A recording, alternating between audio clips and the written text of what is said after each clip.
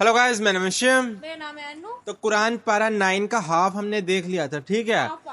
Half उसमें बाकी है, ठीक है? तो वीडियो को स्टार्ट करते हैं। और जब हमने उनके सरों पर पहाड़ उठा खड़ा किया, गोया वो साहिबान था, और उन्होंने ख्याल किया कि वो उन पर गिरता है, तो हमने कहा कि जो हमने तुम्हें दिया है उसे जोर से पकड़े रहो, और जो उसमें लिखा है उसे याद रखो ताकि परहेजगार बन जाओ।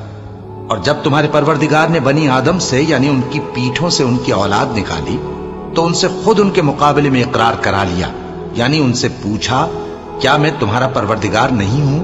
वो कहने लगे, क्यों नहीं, हम गवाह हैं कि तू हमारा परवरदिगार है। ये इकरार इसलिए कराया था कि क़यामत के दिन कहीं यूं न कहने लगो कि हमको तो इसकी खबर ही न थी, या ये ना कहो कि शिर्क तो पहले हमारे बड़ों ने किया था और हम तो उनकी औलाद थे जो उनके बाद पैदा हुए। तो क्या जो काम अहले बातिल करते रहे उसके बदले तू हमें हलाक करता है? और इसी तरह हम अपनी आयतें खोल खोल कर बयान करते हैं ताकि ये रुजू करें। और उनको उस शख्स का हाल पढ़कर सुना दो जिसको हमने अपनी आयतें अता फरमाई और उसको इल्म के लबादे से आरास्ता किया, तो उसने उसको उतार फेंका। फिर शैतान उसके पीछे लगा तो वो गुमराहों में हो गया। और अगर हम चाहते तो इन आयतों से उसके दर्जे को बुलंद कर देते, मगर वो तो पस्ती की तरफ माइल हो गया और अपनी ख्वाहिश के पीछे चल पड़ा। तो उसकी मिसाल कुत्ते की सी हो गई कि अगर उस पर हमला करो तो जबान निकाले रहे, या उसे यूं ही छोड़ दो तो भी जबान निकाले रहे। यही मिसाल उन लोगों की है जिन्होंने हमारी आयतों को झुटलाया, तो उनसे ये किस्सा बयान कर दो ताकि वो फिक्र करें। जिन लोगों ने हमारी आयतों की तकजीब की उनकी मिसाल बुरी है, और उन्होंने नुकसान किया तो अपना ही किया। जिसको अल्लाह हिदायत दे वही राहयाब है, और जिसको गुमराह रहने दे तो ऐसे ही लोग नुकसान उठाने वाले हैं। और हमने बहुत से जिन और इंसान दोज़ख के लिए पैदा किए हैं। उनके दिल हैं लेकिन उनसे समझते नहीं, और उनकी आंखें हैं मगर उनसे देखते नहीं, और उनके कान हैं पर उनसे सुनते नहीं। ये लोग बिल्कुल चौपायों की तरह हैं, बल्कि उनसे भी ज्यादा भटके हुए। यही वो हैं जो गफलत में पड़े हुए हैं। और अल्लाह के सब नाम अच्छे ही अच्छे हैं, तो उसको उन्हीं नामों से पुकारा करो, और जो लोग उसके नामों में कजी इख्तियार करते हैं उनको छोड़ दो। वो जो कुछ कर रहे हैं अनकरीब उसकी सजा पाएंगे। और हमारी मखलूकात में से वो लोग भी हैं जो हक का रास्ता बताती हैं और उसी के मुताबिक इंसाफ करती हैं। और जिन लोगों ने हमारी आयतों को झुटलाया उनको हम बतदरीज इस तरह पकड़ेंगे कि उनको मालूम ही नहीं होगा। और मैं उनको मोहलत दिए जाता हूं, मेरी तदबीर बड़ी मजबूत है। क्या उन्होंने गौर नहीं किया कि उनके रफीक यानी पैगंबर को किसी तरह का भी जुनून नहीं है? वो तो साफ साफ खबरदार करने वाले हैं। क्या उन्होंने आसमान और जमीन की बादशाहत में और जो चीजें अल्लाह ने पैदा की हैं उन पर नजर नहीं की, और इस बात पर ख्याल नहीं किया कि अजब नहीं कि उनकी मौत का वक्त नजदीक पहुंच गया हो? तो उसके बाद वो और किस बात पर ईमान लाएंगे? जिस शख्स को अल्लाह गुमराह रहने दे उसको कोई हिदायत देने वाला नहीं, और वो इन गुमराहों को छोड़े रखता है कि अपनी सरकशी में पड़े बहकते रहें। ये लोग तुमसे क़यामत के बारे में पूछते हैं कि इसके वाक़े होने का वक्त कब है। कह दो कि इसका इल्म तो मेरे परवरदिगार ही को है, वही इसे इसके वक्त पर जाहिर कर देगा। वो आसमान और जमीन में एक भारी बात होगी और नागहां तुम पर आ जाएगी।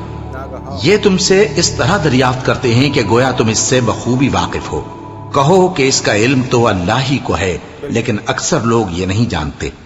कह दो कि मैं अपने फायदे और नुकसान का कुछ भी इख्तियार नहीं रखता मगर वो जो अल्लाह चाहे, और अगर मैं गैब की बातें जानता होता तो बहुत से फायदे जमा कर लेता और मुझको कोई तकलीफ ना पहुंचती। मैं तो मोमिनों को डर और खुशखबरी सुनाने वाला हूं। वो अल्लाह ही तो है जिसने तुमको एक शख्स से पैदा किया और उससे उसका जोड़ा बनाया ताकि उससे राहत हासिल करे। सो जब वो उसके पास जाता है तो उसे हल्का सा हमल रह जाता है और वो उसके साथ चलती फिरती है। फिर जब वो बोझ महसूस करती है यानी बच्चा पेट में बड़ा होता है, तो दोनों मियां बीवी अपने परवरदिगार अल्लाह से इल्तिजा करते हैं कि अगर तू हमें सही और सालिम बच्चा देगा तो हम तेरे शुक्रगुजार होंगे। फिर जब वो उनको सही और सालिम बच्चा देता है तो उस बच्चे में जो वो उनको देता है उसका शरीक मुकर्रर करते हैं। सो जो शिर्क वो करते हैं अल्लाह का रुतबा उससे बुलंद है। क्या वो ऐसों को शरीक बनाते हैं जो कुछ भी पैदा नहीं कर सकते और खुद पैदा किए जाते हैं, और न उनकी मदद की ताकत रखते हैं और न अपनी ही मदद कर सकते हैं। और अगर तुम उनको सीधे रास्ते की तरफ बुलाओ तो तुम्हारा कहा न माने। तुम्हारे लिए बराबर है कि तुम उनको बुलाओ या चुपके हो रहो। मुशरिको, जिनको तुम अल्लाह के सिवा पुकारते हो तुम्हारी तरह के बंदे ही हैं। अच्छा, तुम उनको पुकारो। अगर सच्चे हो तो चाहिए कि वो तुमको जवाब भी दे। भला उनके पांव हैं जिनसे चलें, या हाथ हैं जिनसे पकड़ें, या आंखें हैं जिनसे देखें, या कान हैं जिनसे सुने। कह दो कि अपने शरीकों को बुला लो और मेरे बारे में जो तदबीर करनी हो कर लो, और मुझे कुछ मोहलत भी ना दो, फिर देखो कि वो मेरा क्या कर सकती हैं। मेरा मददगार तो अल्लाह ही है जिसने किताब बरहक नाजिल की, और वो नेक लोगों को दोस्त रखता है। और जिनको तुम अल्लाह के सिवा पुकारते हो वो न तुम्हारी मदद की ताकत रखते हैं और न खुद अपनी ही मदद कर सकते हैं। और अगर तुम उनको सीधे रास्ते की तरफ बुलाओ तो सुन न सके, और तुम उन्हें देखते हो कि बज़ाहिर आंखें खोले तुम्हारी तरफ देख रहे हैं, मगर फिल वाक़े कुछ नहीं देखते। ए नबी, अफ़्व दरगुजर इख्तियार करो और नेक काम करने का हुक्म दो और जाहिलों से किनारा कर लो। और अगर शैतान की तरफ से तुम्हारे दिल में किसी तरह का वसवसा पैदा हो तो अल्लाह से पनाह मांगो। बेशक वो सुनने वाला है, सब कुछ जानने वाला है। जो लोग परहेजगार हैं, जब उनको शैतान की तरफ से कोई वसवसा पैदा होता है तो चौंक पड़ते हैं और दिल की आंखें खोलकर देखने लगते हैं। और इन कुफ्फार के भाई इन्हें गुमराही में खींचे जाते हैं, फिर उसमें किसी तरह की कोताही नहीं करते। और जब तुम उनके पास कुछ दिनों तक कोई आयत नहीं लाते तो कहते हैं कि तुमने अपनी तरफ से क्यों नहीं बना ली। कह दो कि मैं तो उसी हुक्म की पैरवी करता हूं जो मेरे परवरदिगार की तरफ से मेरे पास आता है। यह कुरान तुम्हारे परवरदिगार की जानिब से दानिश और बसीरत और मोमिनों के लिए हिदायत और रहमत है। और जब कुरान पढ़ा जाए तो तवज्जो से सुना करो और खामोश रहा करो ताकि तुम पर रहम किया जाए। और अपने परवरदिगार को दिल ही दिल में आजिजी और खौफ से और पस्त आवाज से सुबह शाम याद करते रहो, और देखना गाफिल ना होना। जो लोग तुम्हारे परवरदिगार के पास हैं वो उसकी इबादत से रूगर्दानी नहीं करते और उस पाक जात को याद करते और उसके आगे सजदे करते रहते हैं। शुरू अल्लाह का नाम लेकर जो बड़ा मेहरबान निहायत रहम वाला है। ए नबी, मुजाहिद लोग तुमसे गनीमत के माल के बारे में दरियाफ्त करते हैं कि क्या हुक्म है। कह दो कि गनीमत अल्लाह और उसके रसूल का माल है, तो अल्लाह से डरो और आपस में सुलह रखो, और अगर ईमान रखते हो तो अल्लाह और उसके रसूल के हुक्म पर चलो। मोमिन तो वो हैं कि जब अल्लाह का जिक्र किया जाता है तो उनके दिल डर जाते हैं, और जब उन्हें उसकी आयतें पढ़कर सुनाई जाती हैं तो उनका ईमान और बढ़ जाता है, और वो अपने परवरदिगार पर भरोसा रखते हैं। और वो जो नमाज कायम करते हैं और जो माल हमने उनको दिया है उसमें से नेक कामों में खर्च करते हैं, यही सच्चे मोमिन हैं, और इनके लिए इनके परवरदिगार के यहाँ बड़े बड़े दर्जे हैं और बख्शिश और इज्जत की रोजी है। इन लोगों को अपने घरों से उसी तरह निकलना चाहिए था जिस तरह तुम्हारे परवरदिगार ने तुमको तदबीर के साथ अपने घर से निकाला। और उस वक्त मोमिनों की एक जमात नाखुश थी। वो लोग हक बात में उसके जाहिर होने के बाद तुमसे झगड़ने लगे, गोया मौत की तरफ हाँके जाते हैं और उसे देख रहे हैं। और उस वक्त को याद करो जब अल्लाह तुमसे वादा करता था कि अबू सुफियान और अबू जहल के दो गिरोहों में से एक गिरोह तुम्हारे लिए मगलूब हो जाएगा, और तुम चाहते थे कि जो काफिला बेशान शौकत यानी बेहथियार है वो तुम्हारे हाथ आ जाए। और अल्लाह चाहता था कि अपने फरमान से हक को कायम रखे और काफिरों की जड़ काट दे, ताकि सच को सच और झूठ को झूठ कर दे। गो मुशरिक नाखुश ही हों। जब तुम लोग अपने परवरदिगार से फरियाद करते थे तो उसने तुम्हारी दुआ कबूल कर ली और फरमाया कि तसल्ली रखो, हम 1000 फरिश्तों से जो एक दूसरे के पीछे आते जाएंगे तुम्हारी मदद करेंगे। और उस मदद को अल्लाह ने महज बिशारत बनाया था कि तुम्हारे दिल उससे इत्मीनान हासिल करे, और मदद तो अल्लाह ही की तरफ से है। बेशक अल्लाह गालिब है, हिकमत वाला है। جب اس نے تمہاری تسکین کے لیے اپنی طرف سے تمہیں نیند کی چادر اڑا دی اور تم پر آسمان سے پانی برسا دیا تاکہ تم کو اس سے نہلا کر پاک کر دے اور شیطانی نجاست کو تم سے دور کر دے، اور اس لیے بھی کہ تمہارے دلوں کو مضبوط کر دے اور اس سے تمہارے پاؤں جمائے رکھے۔ جب تمہارا پروردگار فرشتوں کو ارشاد فرماتا تھا کہ میں تمہارے ساتھ ہوں، تم مومنوں کو تسلی دو کہ ثابت قدم رہیں، میں ابھی کافروں کے دلوں میں روب و ہیبت ڈالے دیتا ہوں، سو ان کی گردنیں اڑا دو اور ان کی پور پور توڑ دو۔ یہ سزا اس لیے دی گئی کہ انہوں نے اللہ اور اس کے رسول کی مخالفت کی، اور جو شخص اللہ اور اس کے رسول کی مخالفت کرتا ہے تو اللہ بھی سخت عذاب دینے والا ہے۔ یہ مزہ تو یہاں چکھو اور یہ سمجھ لو کہ کافروں کے لیے آخرت میں دوزخ کا عذاب بھی تیار ہے۔ اے اہل ایمان، جب میدان جنگ میں کفار سے تمہارا مقابلہ ہو تو ان سے پیٹھ نہ پھیرنا، اور جو شخص جنگ کے روز اس صورت کے سوا کہ لڑائی کے لیے کنارے کنارے چلے، یعنی حکمت عملی سے دشمن کو مارے یا اپنی فوج میں جا ملنا چاہے، ان سے پیٹھ پھیرے گا تو سمجھو کہ وہ اللہ کے غضب میں گرفتار ہو گیا، اور اس کا ٹھکانہ دوزخ ہے، اور وہ بہت ہی بری جگہ ہے۔ بس تم لوگوں نے ان کفار کو قتل نہیں کیا بلکہ اللہ نے انہیں قتل کیا، اور اے نبی، جس وقت تم نے کنکریاں پھینکی تھیں تو وہ تم نے نہیں پھینکی تھی بلکہ اللہ نے پھینکی تھی۔ اس سے غرض یہ تھی کہ مومنوں کو اپنے احسانوں سے اچھی طرح آزما لے، بے شک اللہ سنتا ہے، جانتا ہے۔ ہوا بھی یوں ہی، اور کچھ شک نہیں کہ اللہ کافروں کی تدبیر کو کمزور کر دینے والا ہے۔ کافروں، اگر تم فیصلہ چاہتے ہو تو تمہارے پاس فیصلہ آ چکا، اگر تم اپنے افعال سے باز آ جاؤ تو تمہارے حق میں بہتر ہے، اور اگر پھر نافرمانی کرو گے تو ہم بھی پھر تمہیں عذاب کریں گے، اور تمہاری جماعت خواہ کتنی ہی بڑی ہو تمہارے کچھ بھی کام نہ آئے گی، اور اللہ تو مومنوں کے ساتھ ہے۔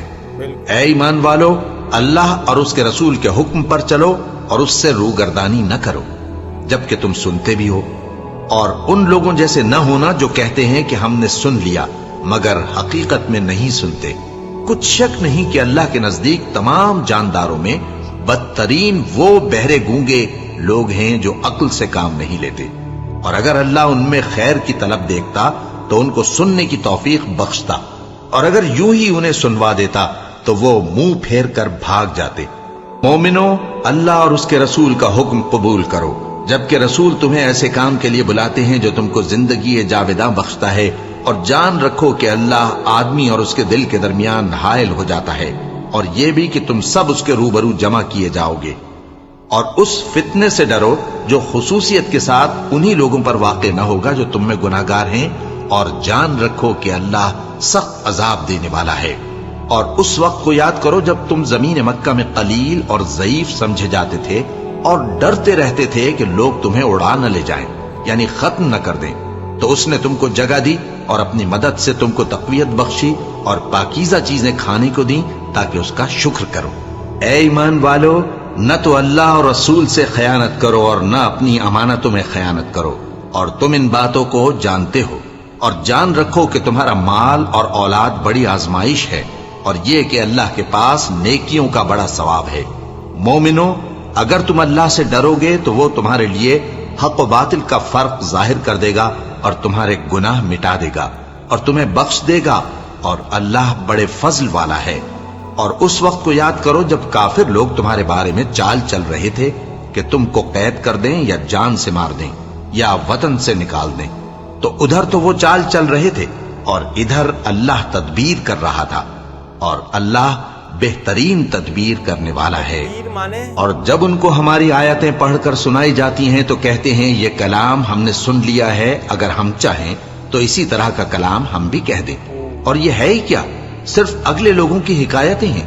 اور جب انہوں نے کہا کہ اے اللہ، اگر یہ قرآن تیری طرف سے برحق ہے تو ہم پر آسمان سے پتھر برسا یا کوئی اور تکلیف دینے والا عذاب بھیج دے، اور اللہ ایسا نہ تھا کہ جب تک اے پیغمبر تم ان میں تھے انہیں عذاب دیتا، اور نہ ایسا ہے کہ وہ تو بخشش مانگیں اور اللہ انہیں عذاب دے۔